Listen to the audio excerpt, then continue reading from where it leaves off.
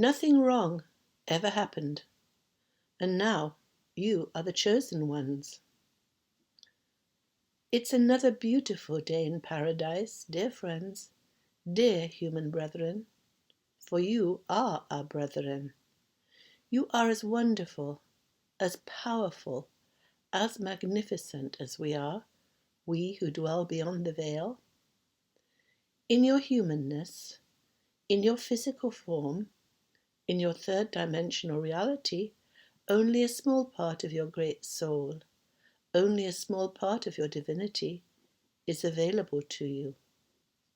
That is the part of your soul that you sent to planet Earth to inhabit your body temple. For your body is a temple for your soul.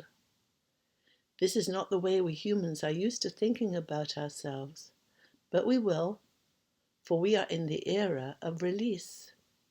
We are in the wonderful time of the Great Awakening. We have lived through the planet Earth journey.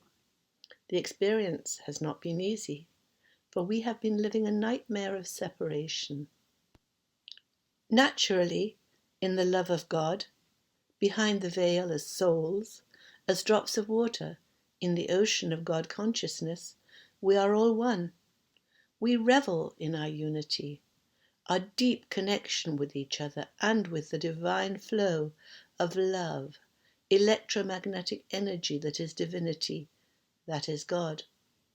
Such contentment, such joy, such bliss is ours in this heavenly realm, challenging for us in our separated human perception to realize. For here on earth, in our physicality, we see each other as separate beings, each with differing ideas about life, each out for ourselves, fearful of our threatening brethren. It is this separation we came to earth to experience. Nothing wrong ever happened here, for it is the chaos and discombobulation of the earthly journey of separated souls out for their own interest and in conflict with us that we came to experience, for which we incarnated. And, as humans, we have indeed lived through every possible cruelty, every inhumane deed that can be imagined. And through this challenging journey, we now know who we are. We have individuated our personality. We know what we prefer and what we don't prefer. We have discovered what makes us happy, what powers us to be enthusiastic, what engages our very soul in the doing of the tasks we enjoy. Through negotiating the positive and negative events of our life, we have found our moral compass. We have sorted out our ideas of cultural morality. We now know what we stand for. We know what we believe in. We know how it is right for us to behave.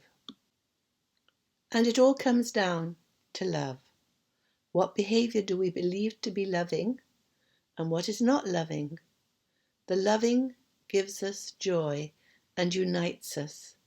We matter, and other people matter equally to us. From the depth of our soul, our objective is now to treat others as we would be treated. Service to others is now our joy and our delight.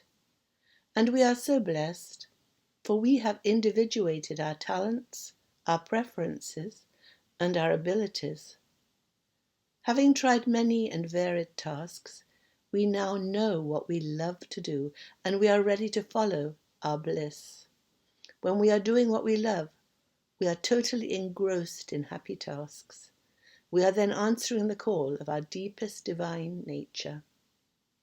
This, dear brethren, is the world we are moving into. These are splendid times indeed. We have lived the planet Earth experience, and truly it has been a challenge. We knew before we came here, when we planned this earthly journey for ourselves, that it would be difficult.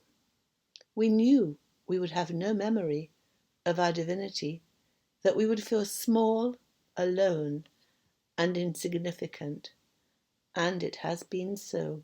but we did not realize how difficult it would be. The dark side, the negative ones who vibrated at a low frequency of selfish service to self, were more powerful than anticipated. They gave us such massive challenges to overcome. Yet and all, the wonder is that we have not only survived, but we've come out of the experience crowned with glory. Oh my, the wonder of what we have learnt, the love that is now our very beingness in the depth of our heart, the compassion that we have for ourselves and our brethren. It is all beautiful to see. Oh, awakened ones, is it not marvellous to have lived the planet Earth human life, to have overcome the denigrating entrainment and indoctrination, to have moved from dark to light? We are blessed beings indeed. We are now the enlightened ones. We are indeed enlightened, for we have freed ourselves of the dark and separating thoughts, of the blame, shame, and guilt we were indoctrinated with. We are now divine souls who are aware that they are living the human life ensconced in body temples. We are in this material world, but no longer of this material world, no longer immersed in the imbroglio of the Planet Earth Training Simulator program. So now we are awakened.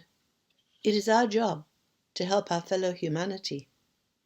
We are in the midst of the great revelation, the revelation of how our shadow government, how the dark ones have treated us.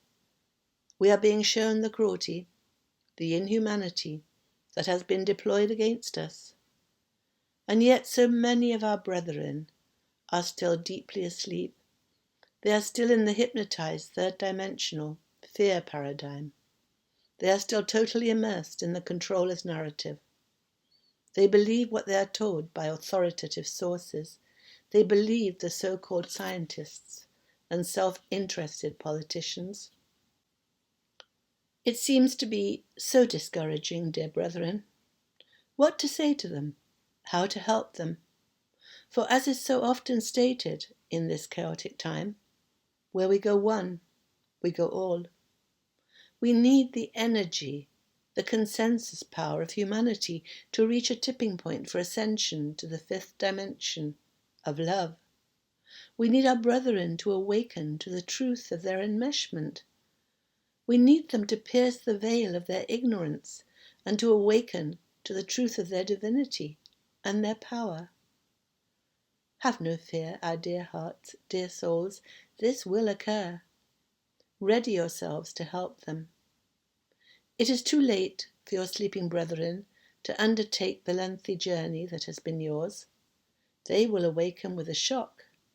They will be in fear and awe. We are in the first weeks of the great revealing. So much truth is to come to light. It will be totally shocking. And this truth is absolutely necessary to be known, for only thus can those still in the nightmare awaken. They must know how they have been manipulated and maneuvered. They must see the cruelty that has been inflicted on them. For their biggest challenge is then to claim their sovereignty and to forgive. How can they claim their freedom from eons of indoctrination and entrainment until they see what they are claiming freedom from? How can they claim the right to free will until they know how their free will has been violated? And in actuality, nothing wrong ever happened, for this is the Planet Earth Training Simulator program into which all the participating souls agreed to be entrained. So forgiveness is absolutely necessary, for indeed nothing wrong ever happened. Yet one cannot forgive until one knows what needs to be forgiven. So this is a crucial phase in the ascension process, a crucial phase indeed. Your brethren are being made aware of the nature of the cruelties that have been imposed on humanity. Shock and awe are the order of the day, and you, our dear ones, are enlightened way showers. You are here to help. You are a great gift to humanity. All you have suffered, all the pain you have experienced, stands you in good stead now. You have great compassion, great understanding of the human condition, and love flowing freely through your heart. You are the chosen ones to help humanity out of the mire of its deep and dark entrainment. The best is yet to come, dear friends. The best is yet to come. Love and light are here. You will be well and prosper. Glorious days are ahead. The best is yet to come. That was Aita, channeling her higher self. We are blessed beings, indeed.